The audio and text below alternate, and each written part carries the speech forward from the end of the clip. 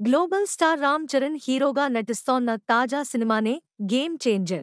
దిగ్గజ దర్శకుడు ఎస్. శంకర్ రూపొందిస్తోన్న ఈ చిత్రం పొలిటికల్ థ్రిల్లర్ జోనర్లో రాబోతుంది. ఇద్దరు స్టార్ల కలయికలో రూపొందుతోన్న ఈ చిత్రంపై అంచనాలు భారీ స్థాయిలో ఏర్పడ్డ సంగతి తెలిసిందే. అందుకు ఏమాత్రం తీసిపోని విధంగా ఈ చిత్రాన్ని ప్రతిష్టాత్మకంగా తెరకెక్కిస్తున్నారు.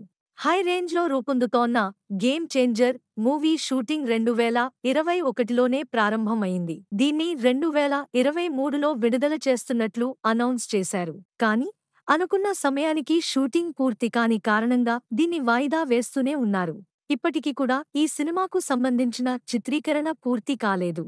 Pan India star Ram Charan హీరోగా నటిస్తోన్న గేమ్ చేంజర్ మూవీకి సంబంధించిన షూటింగ్ ఎంతో వేగంగా జరుగుతోంది. ఈ క్రమంలోనే ఎన్నో రిలీజ్ డేట్లు తెరపైకి వచ్చాయి.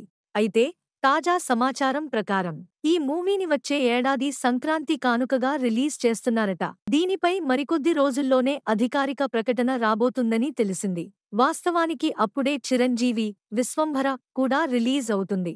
ఇప్పుడు గేమ్ చేంజర్ కూడా అప్పుడే వస్తే తండ్రి కొడుకుల మధ్య పోటీ ఉండబోతుందని చెప్పొచ్చు. ఇదిలా ఉండగా గేమ్ చేంజర్ మూవీలో రామ్ చరణ్ కు జోడీగా కియారా అద్వానీ నటిస్తోంది.